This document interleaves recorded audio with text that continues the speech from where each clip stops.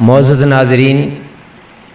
رمضان المبارک کے اندر اللہ پاک نے ایک ایسی رات رکھی جس کو لیلۃ القدر یا شب قدر کہا گیا ہے، جس کو اللہ پاک نے 1000 مہینوں سے افضل قرار دیا۔ ملتا امام مالک کتاب الاعتکاف کے اندر ہے، حضرت مالک رضی اللہ تعالیٰ عنہ فرماتے ہیں کہ میں نے سکا جید علماء کو یہ فرماتے ہوئے سنا کہ رسول کریم صلی اللہ علیہ وآلہ وسلم کے سامنے پہلی امتوں کے لوگوں کی عمریں پیش کی گئیں۔ اب چونکہ پہلی امتوں کے اندر لوگوں کی عمریں بہت زیادہ ہوتی ہیں، کوئی 100 سال، کوئی 200 سال، 500 سال، 1000 سال، اور اسی طرح اس سے بھی زیادہ عمریں پہلے لوگوں کی ہوتی ہیں۔ جب رسول کریم صلی اللہ علیہ وسلم کے سامنے یہ عمریں پیش کی گئیں تو رسول کریم صلی اللہ علیہ وسلم یہ بات سوچ کر غم زدہ ہو گئے کہ یہ لوگ، ان کی عمریں زیادہ ہیں تو لا محالہ ان کے اعمال بھی زیادہ ہوں گے، اور میری امت کی عمریں تو بہت کم ہیں، ان کی ایوریج عمر بڑی مشکل سے 60، 70 یا 80 سال ہے، تو اس کا مطلب یہ ہے کہ میری امت کے لوگوں کے اعمال بھی پہلی امتوں سے کم ہوں گے۔ اس موقع پر اللہ رب العزت نے حضور نبی اکرم صلی اللہ علیہ وآلہ وسلم کو شب قدر عطا فرمائی، فرمایا کہ یہ وہ رات ہے جس کو 1000 مہینے سے افضل قرار دیا گیا۔ قرآن کریم کے 30ویں پارے میں اللہ رب العزت نے ارشاد فرمایا انا انزلناہ فی لیلۃ القدر، بے شک ہم نے اس قرآن کو لیلۃ القدر میں نازل فرمایا۔ وما ادراک ما لیلۃ القدر، اور تم کیا جانو کہ لیلۃ القدر کیا ہے۔ یہ بھی اللہ پاک کا ایک انداز ہے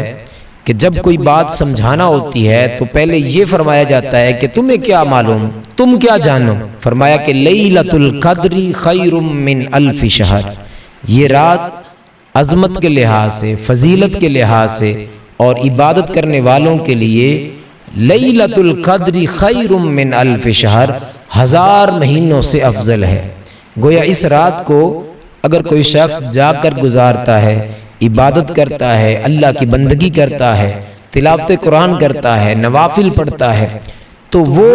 اس کے اعمال، صدقات و خیرات کرنا، اعمال کرنا، عبادات کرنا، نوافل پڑھنا، اس کو اللہ پاک 1000 مہینوں سے بہتر بنا دیتا ہے۔ اور پھر فرمایا تنزل الملائکۃ والروح فیہا باذن ربہم من کل امر، اور اس رات کے اندر اللہ رب العزت کے فرشتے اور خود جبریل امین اللہ کا حکم لے کر، خیر و برکت لے کر اس دنیا میں اور اس زمین پر نازل ہوتے ہیں۔ سلام ہی حتی مطلع الفجر، رات غروب آفتاب سے لے کر صبح طلوع ہونے تک سراپا خیر اور برکت ہے۔ اب اس سے اگلی بات یہ ہے کہ ہم لیلۃ القدر کو کن راتوں میں تلاش کریں۔ ام المؤمنین سیدہ عائشہ صدیقہ رضی اللہ تعالی عنہا سے روایت ہے، آپ فرماتی ہیں کہ رسول کریم صلی اللہ علیہ وسلم نے ارشاد فرمایا کہ لوگو تم لیلۃ القدر کو رمضان کی آخری عشرے کی طاق راتوں میں تلاش کرو۔ اور پھر ترمذی شریف کی ایک حدیث مبارکہ ہے کہ ام المؤمنین سیدہ عائشہ صدیقہ حضور نبی اکرم صلی اللہ علیہ وسلم سے عرض کرتی ہیں یا رسول اللہ، اگر مجھے وہ رات مل جائے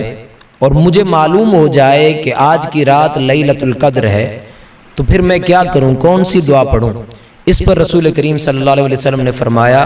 اے عائشہ تم یہ دعا پڑھنا، اللہم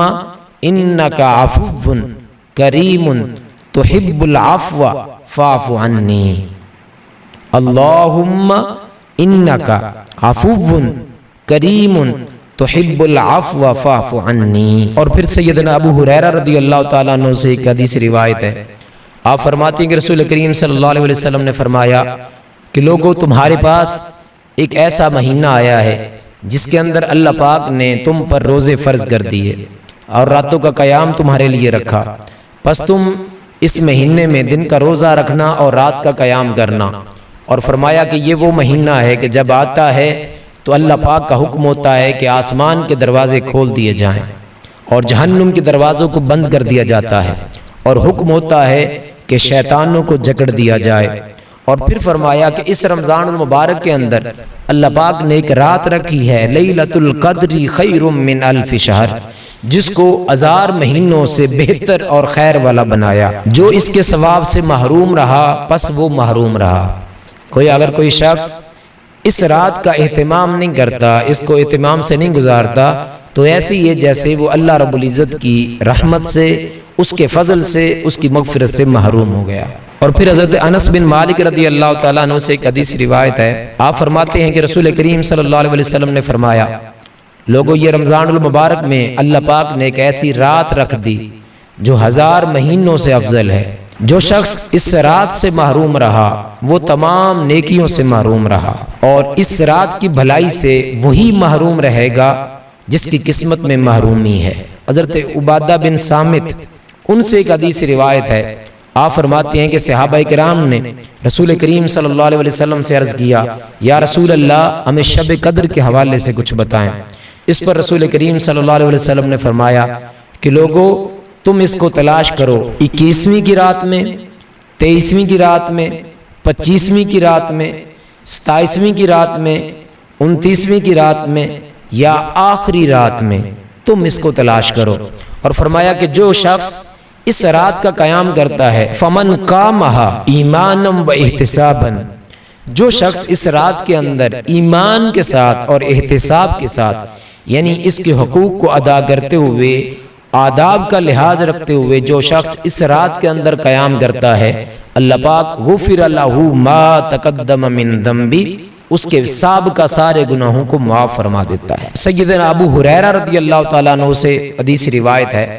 آپ فرماتے ہیں کہ رسول کریم صلی اللہ علیہ وسلم نے ارشاد فرمایا، من قام لیلۃ القدر ایمانا و احتسابا غفر لہ ما تقدم من ذنبی، کہ جو شخص اس لیلۃ القدر میں